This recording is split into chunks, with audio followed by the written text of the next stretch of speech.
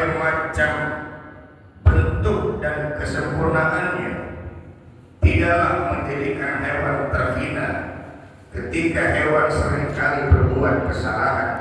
Karena itulah takdirnya Allah menciptakan hewan tidak dilengkapi dengan akal, sehingga hewan tidak memiliki kemampuan mana hak, mana kebatilan, mana perintah dan mana larangan. Kita kadang-kadang tidak heran ketika melihat segerombolan hewan berjalan di hadapan kita tanpa berbusana, dan hewan pun tidak malu memamerkan auratnya, karena hewan tidak mampu membedakan mana kebenaran, mana kebatilan. Berbeda dengan kita manusia Allah ciptakan dengan segala bentuk dan kesempurnaannya. Satu sisi Allah menghadirkan akal pada kehidupan kita, sisi lain Allah lengkapi kita dengan nafsu. Ketika kita memantapkan niat kita untuk melaksanakan ibadah, maka itu suara nurani kita. Ketika kita punya niat untuk hadir pada kegiatan majelis ta'lim, maka itu suasana rohani kita. Ketika kita berhasil menyingkirkan selimut hangat kita, meninggalkan kamar-kamar kecil kita, menuju masjid rumah Allah yang mulia ini dalam rangka melaksanakan aktivitas salat subuh berjamaah, maka itulah suara-suara kebenaran yang hadir dan lahir dari suara-suara nurani kita.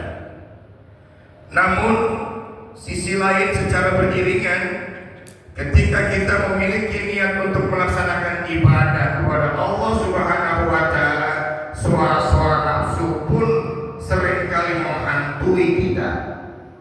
Kalau kita punya niat untuk bersedekah, kadang-kadang bisikan-bisikan syahwat itu hadir dan lahir, mematahkan semangat sedekah kita dengan kalimat lelucon dan guyonan.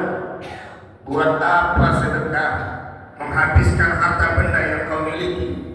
Bukankah uang yang pada hari ini kau depositkan di bank adalah hasil jerih payahmu? Kau keluarkan kucuran keringatmu dari ujung rambut sampai ujung jempolmu. Mubadir kau sedekahkan yang tidak ada manfaatnya. Kadang-kadang bisikan syahwat dan nafsu itu hampir saja memporak-porandakan suara-suara kebenaran yang lahir dan hadir dari suara nurani kita.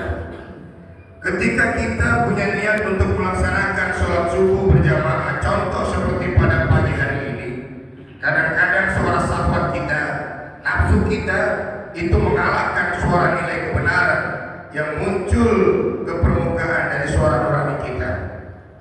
Bukankah subuh masih ada esok hari? Kamu semalam baru saja lembur memeriahkan hari kemerdekaan Republik Indonesia yang ke-79. Kalau kau batalkan tidur sesaatmu hanya untuk melaksanakan sholat subuh yang jumlah rakaatnya tidak begitu banyak, istirahatmu akan kurang, nanti fisikmu akan lemah, kau tidak akan mampu melaksanakan ikhtiar di permukaan dunia ini.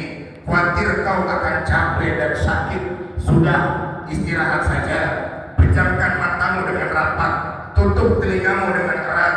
Esok hari masih ada subuh yang tidak lain adalah itu datang dari suara-suara bisikan syahwat dan ambisi kita. Maksudnya adalah manusia itu punya potensi untuk taat kepada Allah, namun sisi lain manusia itu punya bakat untuk membangkang